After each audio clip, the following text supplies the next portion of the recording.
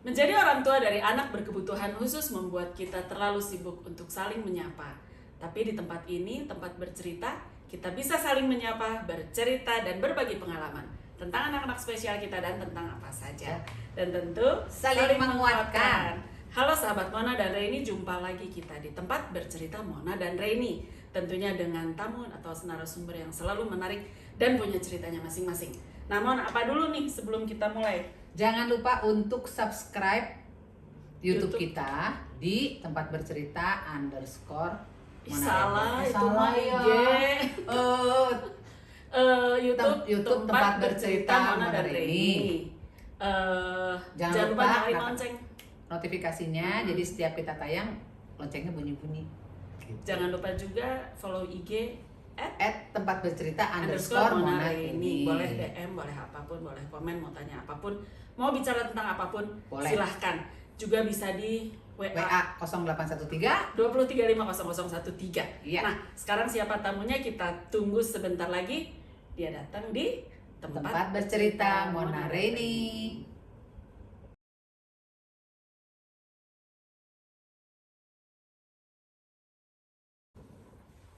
Kembali lagi kita jumpa di tempat bercerita Mona dan Reni. Tamu saya sudah datang. Nah, namanya Ena. Ena adalah seorang dengan tunanetra ya. Tapi tunanetranya nggak 100% ya.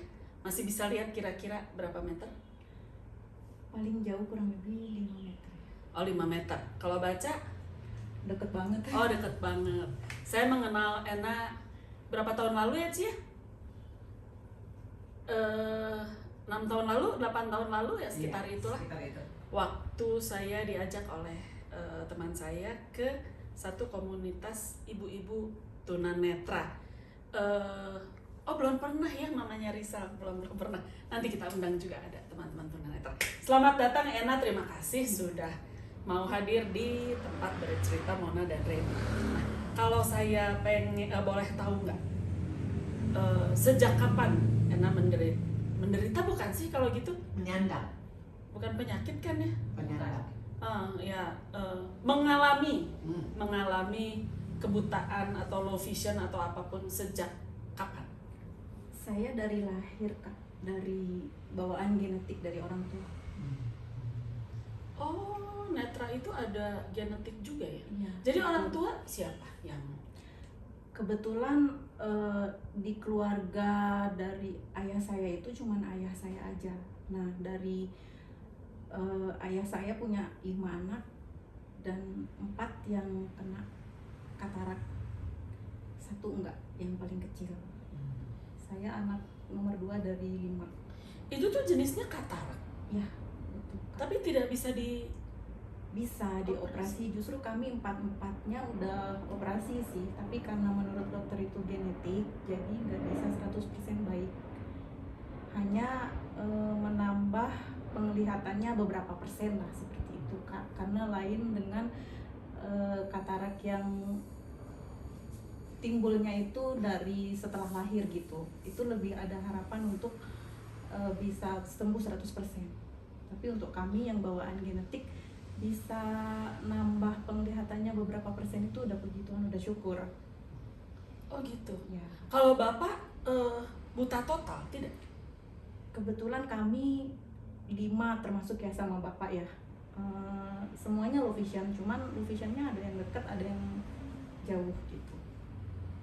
Sejauh apa? Ya kurang lebih 5 meter itu tadi udah paling jauh sih, 5-6 lah, 5-6 meter udah. Jadi Ena dari kecil sudah mengalami itu? Ya betul, Kak. Jadi pada saat Ena kecil bersekolah gimana? Maksudnya dengan apa ya, keterbatasan ya, iyalah keterbatasan yang Ena miliki. Saya tuh suka nggak enak ngomong gitu. Ya kalau ini juga mau ngomong tunanetra, aduh punten, saya teh nggak enak gitu, aduh nggak apa-apa Kak. Memang kenyataannya seperti itu, nggak apa-apa. Mengalami itu kan harus masuk usia sekolah ya. Ya Gimana terus pas sekolah? Karena kebetulan zaman saya kecil dulu ya, Di mana? SLB itu kebetulan kampung saya di Lombok Kak, di NTB. Oh, yang dekat Mandalika itu ya? Betul. Eh, Keterbatasan pengetahuan orang tua juga mungkin saat itu, jadi saya tidak disekolahkan sama mereka dan saya hanya dititip-titip gitu di sekolah umum sampai Oh, anak SMA. bawang gitu Ya. ya kalau di sini mah ya. ya, Tapi tapi nggak- nggak resmi. Oh, Nggak bukan resmi, Kak. bukan siswa gitu. Bukan. Lalu belajar apa di situ? Dengerin aja Kak, karena waktu saya belum operasi mata, saya kan operasi matanya pas umur 20 tahun ya Kak. Jadi waktu kecilnya itu ya cuman bisa tahu terang dan gelap aja. Saya bisa membedakan lampu itu dinyalain atau dimatikan gitu. Nah pada saat itu ya sebetulnya sih saya sekeluarga itu apa ya, jadi ejean orang-orang kampung lah seperti itu, apalagi di lingkungan sekolah itu gitu. Tapi karena keharusan saya harus ikut bersekolah di situ walaupun tidak resmi, cuman dititip-titip aja, minimal bisa mendengarkan mereka belajar gitu. Ya sudah, diterima aja bulian-bulian mereka itu. Dibulinya misalnya, bukan mengorek luka lama ya, tapi Iya, dibulinya apa-apa. misalnya gimana?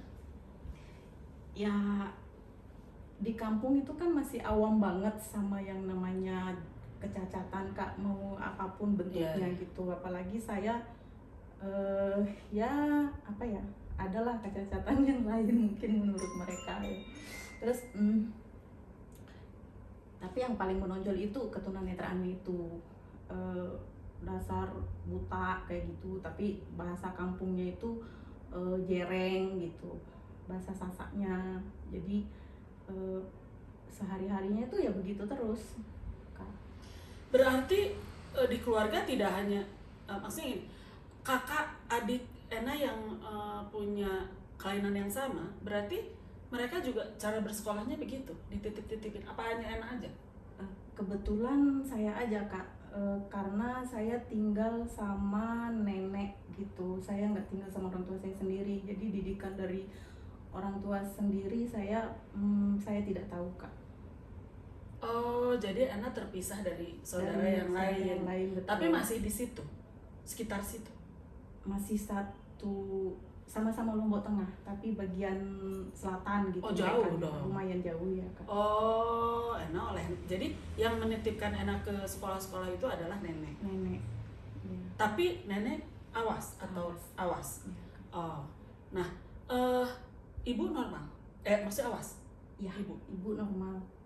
Kalau di tempat tinggal Ena yang asli, yang orang tua, kan gini, berarti ibu Ena yang awas punya suami yang kita sebut tunanetra sajalah ya, dengan anak yang cuma satu yang bisa lihat gitu. Untuk melakukan tugas sehari-hari kan pasti agak kesulitan ya. Iya Kak. Yang mencari nafkah siapa? Nenek. Saat itu nenek. Jadi bapak tidak bekerja.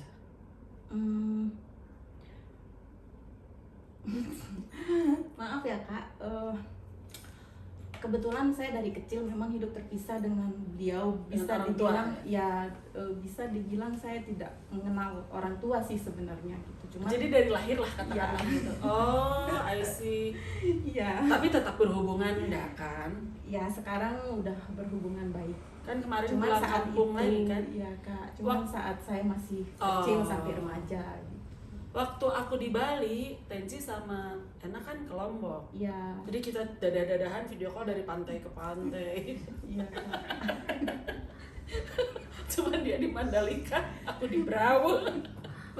Oh, jadi sekarang sudah baik lagi tapi kan Baik, ya. Kak. Apapun yang terjadi pokoknya sudah baik aja gitu.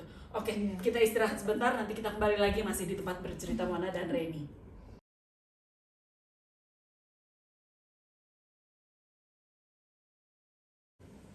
Masih dengan Ena di tempat bercerita Mona dan Reni. Saya agak kaget juga ya bahwa saya baru tahu gitu bahwa netra ini bisa genetik. Saya pikir ya yaitu kelainan yang terjadi dari lahir ataupun sesudah tumbuh kembangnya beberapa tahun. Jadi Ena ini sempat mengikuti pelajaran di sekolah yang formal atau enggak? Enggak Kak, cuman ikut paket. Oh oke, Ya. oke. Nah berarti kan yang saya tahu kan kalau tunanetra ataupun kelainan apapun yang mata gitu ya harus belajar braille ya. Ya. Nah itu belajarnya di mana? Pada saat saya kursus masas Kak Di di Bandung. Malang, Jawa Timur. Oh lalu Eh, kursus masas dari Lombok ke Malang. Ya, awalnya ada kepala desa yang datang mengunjungi ke desa-desa untuk menanyakan setiap rumah anak yang berkebutuhan khusus gitu. Dan Di kebetulan nenek nih. betul. Dan kebetulan saya salah satu siswa yang beliau dapat gitu. Dari sekian siswa di NTB seperti itu, dibawalah kami ke Malang, Jawa Timur untuk dikursuskan masas. Untuk yang netra saja. Betul Kak. Ada berapa orang dari waktu itu? Saat itu khusus NTB 40 kalau nggak salah Kak.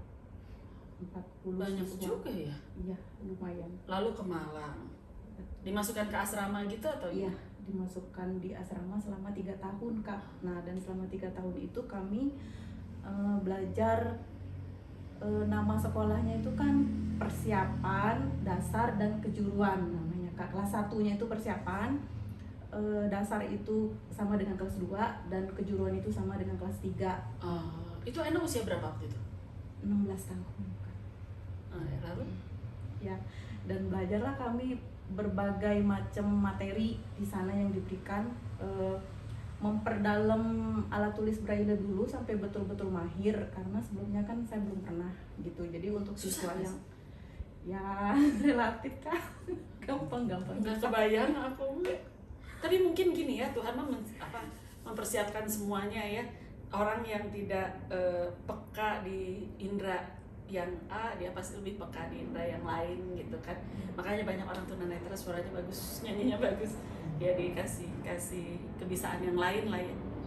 Setelah itu Ya selesai dari pendidikan selama 3 tahun itu ya ikut bekerja di Bandung, dibawa temen dulu kakak kelas yang sama-sama kursus di sana, mengajak saya untuk bekerja menjadi karyawannya di Bandung. Katanya mau buka klinik masas tunanetra di Bandung, dan saya diajaknya untuk ikut merintis sama-sama di Bandung gitu. Dan usia 19 berarti. betul Kak, ya dari usia 19 sampai hari inilah. Udah jadi orang Bandung. Iya betul Kak. Jadi berapa tahun udah di Bandung sekarang? Ya dari umur 19 itu sekarang udah mau kepala 5. Enggak lah. Masih Udah 43 sekarang Kak. Jadi berapa? Oh, udah 24 tahun di Bandung. Iya. Oh, lalu setelah di Bandung kan enak bekerja ya? Iya. Bekerja. Lalu bertemu dengan komunitas ibu-ibu tunanetra lainnya yang saya sempat ketemu itu gimana ceritanya? Berapa tahun setelah saya di Bandung, ya banyak bertemu dengan panjang banget sih ceritanya, kan juga jadi bingung dari gimana awal ketemu lagi ceritanya. Pokoknya ketemu aja ya. Iya, pokoknya singkatnya ketemu aja gitu. Saya bergabung di komunitas ibu-ibu gitu, ibu-ibu Eliakim dan Mandiri gitu ya, untuk ya mengasah skill kami lah di situ, dan banyak banget pembelajaran yang saya dapat di situ. Untuk informasi, Ana ini masaser ya, dia ahli masas. Saya pernah dipijat, aduh enak banget. Mungkin kalau ada yang mau cobain enak gitu, kok cobain nih? Bukan mencoba pijatannya enak. Aduh maaf, saya kehilangan kata-kata. Bisa nanti tulis di komen, nanti kita kasih kontaknya. Sip, pokoknya enak sekali, ketagihan lah. Nah, jadi dari Ena di Bandung itu bekerja sebagai masaser ya, terapis ya. Eh, lalu profesi itu yang dijalani Ena sampai sekarang. Betul. Nah, Ena kan punya anak nih, Iya. 2 ya. Dan yang satu juga Tunanetra. tunanetra. Jadi si gennya menurun ke anak yang nomor 1. Sekarang dari seluruh keluarga, kakak adik Ena punya anak juga kan. Ena punya keponakan-keponakan. Itu ada berapa yang terkena itu juga? Dari yang kena tunanetra kami berempat itu masing-masing dari anak mereka kena semua sih Kak. Maksudnya kakak saya yang nomor 1 anaknya 4, 2 tunanetra, 2 awas gitu. Kemudian saya sendiri nomor 2 anak saya 2, 1 tunanetra, 1 enggak. Adik saya 3, yang nomor 3 dan apa maksudnya ya, jadi bingung saya juga. Nomor 3, anaknya 3. Nomor 3 anaknya 3. Iya betul. Itu yang tunanetranya 2. Yang bungsu belum ketahuan karena masih bayi, masih umur 3 bulan setengah. Kemudian yang paling terakhir nomor 4 anaknya 2, tunanetranya 1 dan awasnya 1. Saya sih masih nggak kebayang lah ya. Kehidupan sehari-hari ya, orang tua anak tunanetra itu kan tidak bisa berjalan seperti keluarga lain gitu ya. Pembagian tugasnya, apanya itu gimana? Gini. Di rumah Tenci ada Roma dan suaminya tunanetra. Tetap mereka merasa kesulitan ya saat mereka mengasuh anak gitu. Nah itu terjadi nggak di anak? Mungkin karena saya udah terbiasa dengan keadaan ini dari lahir Kak. Jadi sebenarnya merasa kayak nggak terlalu kesulitan banget sih. Apalagi sekarang maksudnya dalam kondisi sudah operasi mata kan, udah dikasih penglihatan yang bertambah gitu. Jadi nggak terlalu ini sih Kak. Kecuali dalam hal tulis menulis memang saya kesulitan banget gitu. Kalau untuk beraktivitas sehari-hari rasanya nggak ada kendala. Berarti Ena tidak menulis atau pun membaca seperti orang lain di buku atau di apa? Masih melakukan itu? Enggak ya? Oh, enggak. Dengan kondisi mata yang bisa masih ya meskipun low udah nggak bisa baca biasa. Bisa sih baca maka cuman harus deket banget dan nulisnya juga ukurannya harus yang gede-gede banget gitu. Oh gitu. Oke. Ya nanti saya saya istirahat dulu, masih di tempat bercerita Mona dan Reni.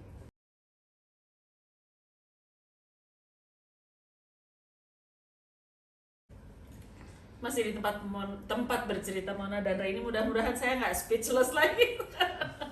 Nah enak kan saya mau kembali lagi ke belakang sedikit ya. Pada saat Ena di usia tertentu itulah waktu masih di Lombok, kejadian paling nggak enak apa yang pernah Ena alami yang berhubungan dengan keterbatasannya? Ada nggak yang nggak enak banget, nyebelin banget, sakit hati atau apapun? Sebenarnya sih Kak yang sampai membekas sampai hari ini itu ya bulian mereka sih pastinya, dan gara-gara kondisi fisik saya seperti itu jadi bukan hanya orang di sekitar saya yang membuli saya, tapi keluarga saya sendiri pun ikut membuli saya gitu. Dan Kenapa? Kan sama-sama itu iya kenapa gitu? Ya kan saya sama keluarga besar saya kan terpisah, sama keluarga kecil saya gimana sih yang orang tua saya. Iya. Jadi sama nenek gitu. Saya kan sama nenek ya. Di tengah-tengah saya hidup sama nenek kan ada Bude, ada Pak D, dan banyak lah anak-anak nenek yang lain gitu. Nah putra-putri dari mereka itu juga ikut-ikutan, jadi nggak mau berteman sama saya, nggak mau. Jadi setiap mereka ada piknik kemana-mana, oh si Buta jangan dibawa, malu-maluin nanti segala macam. Dan itu mereka sendiri yang ngomong. Dan setiap saya melakukan aktivitas rumah, padahal yang namanya mencuci piring, masak dan segala macam itu sudah terlatih dari kecil sebenarnya, tapi Tapi kalau misalkan tidak menemukan barang, pasti dikata-katain gitu. Oh, mencari sesuatu. Mencari sesuatu dan nggak ketemu, dikatain makanya jadi orang jangan buta. Lah siapa juga yang mau? Saya juga nggak mau jadi orang buta gitu. Tapi mereka sehari-harinya di rumah tuh selalu begitu. Mereka sekarang di mana? Masih di kampung sih kak. Mau ditata ya. Waktu kemarin pulang ketemu? Ketemu? Masih ada yang begitu? Enggak. Mereka udah baik. Baik.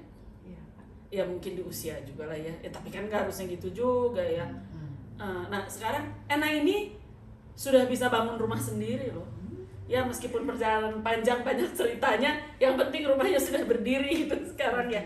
Ena tinggal bersama 2 anaknya. Yang satu tunanetra, yang satu awas. Yang tunanetra usia berapa sekarang? 19 tahun. Ngapain? Baru Sekarang lulus SMA kak. Sekarang nganter jemput adiknya sekolah dan nganter jemput saya kerja. Itu yang tunanetra? Iya kak. Antar jemputnya? Kebetulan kan dia udah 3 kali operasi mata kak. Sebenarnya kasusnya sama kayak saya kan, dari gelap ke terang. Tapi bertahap, karena menurut dokter juga memang lebih kecil ditangani lebih bagus katanya. Oh, iya. Dan kebetulan anak saya ini ditangani dari umur 1,5 tahun operasi, kemudian waktu kelas 1 SMP dioperasi lagi, dan terakhir kemarin SMA di laser. Nah jadi tunanetranya itu sudah semakin menipis dan pakai kacamatanya itu udah nipis banget gitu kak. Jadi sekarang bisa lihat secara normal, biasa? Kurang lebih, kalau nggak salah ingat saya kemarin min 1,5 jadinya. Oh ya bagus lah. Min double sih kak, ada min 1,5 plusnya ada, silindrisnya ada. Tapi Iya tapi udah motor, bisa lihat. Saya ya. juga gitu kok. bisa. Plus minus sama sini. Kamu udah operasi berapa kali? 2. Laser sama lasik. Apa-apa. Oh gitu. Jadi di rumah Ena hanya bertiga. Iya.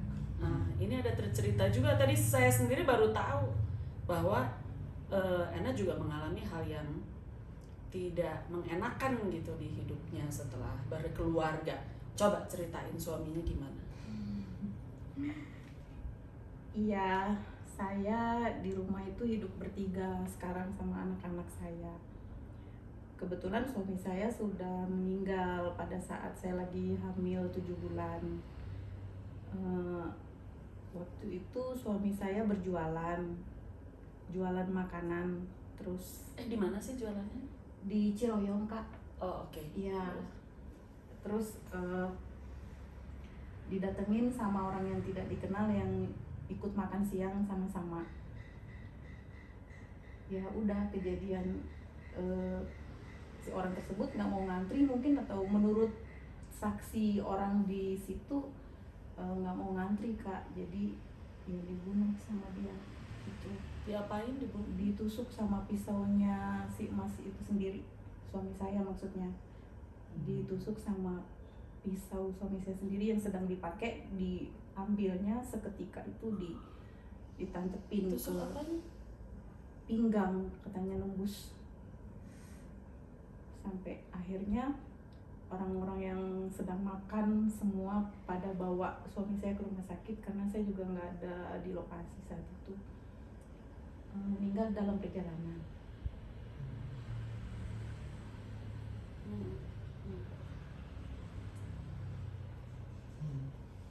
Tahun 2000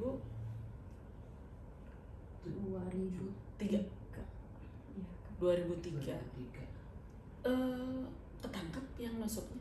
Iya, Oh ketangkap. ketangkep. Iya kak, karena dia larinya ke dalam masjid. Jadi langsung.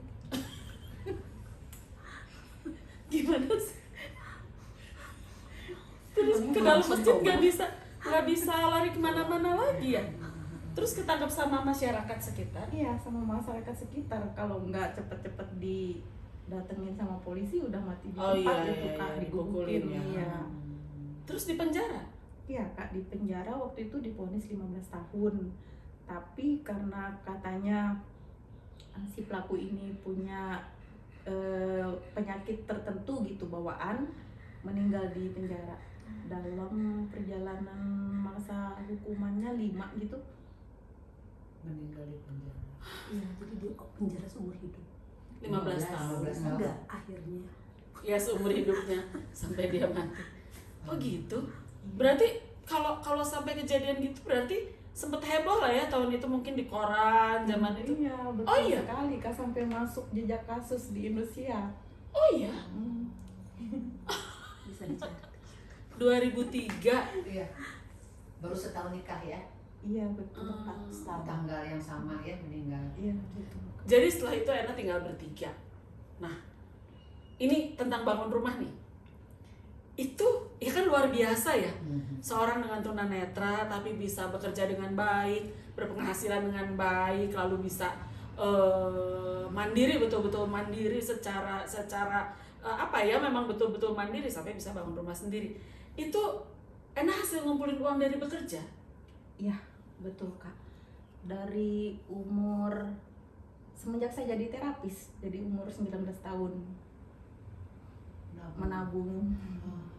Kebetulan waktu itu sih saya sempat ikut asuransi prudensial. Jadi ya udah sekian tahun lah, memang udah saatnya Memang ditarik. ditarik gitu Kak. Lalu bangun rumah. Ya betul. Tapi sekarang Ena itu bekerja di rumah atau di suatu tempat, atau memang dari rumah ke rumah atau gimana?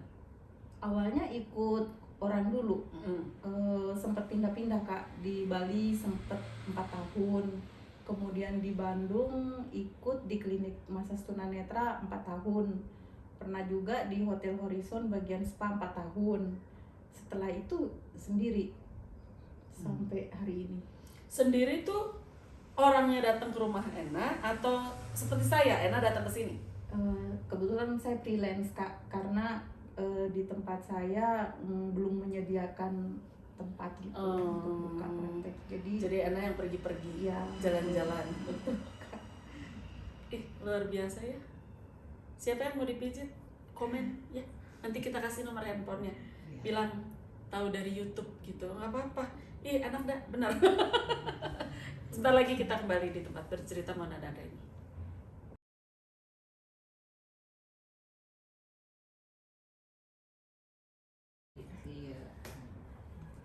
Masih di tempat bercerita Mona dan Reni, masih dengan Ena. Jadi sekali lagi, siapa yang mau dipijat oleh Ena, komen. Nanti kita kasih nomor kontaknya.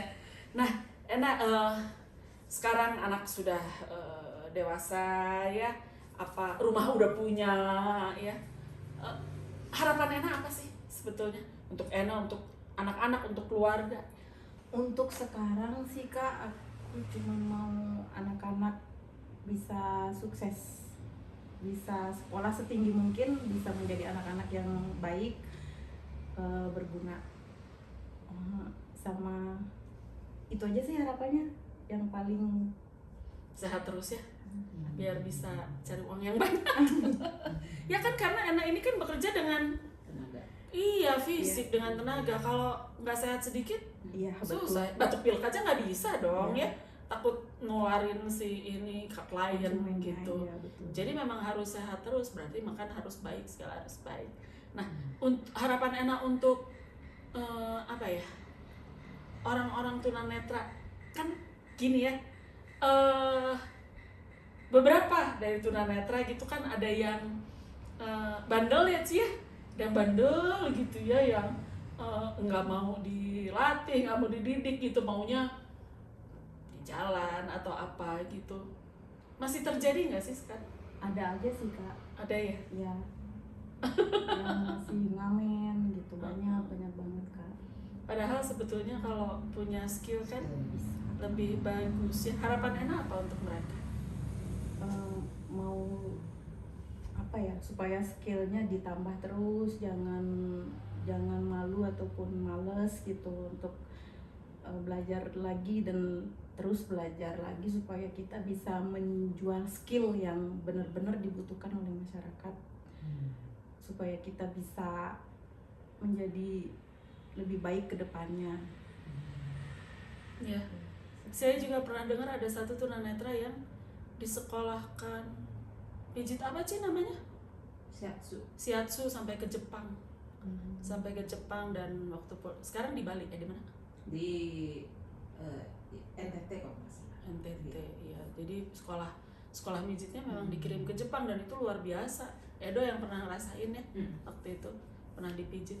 Ena terima kasih ya sudah mau datang ke sini, udah menyempatkan waktu ke sini.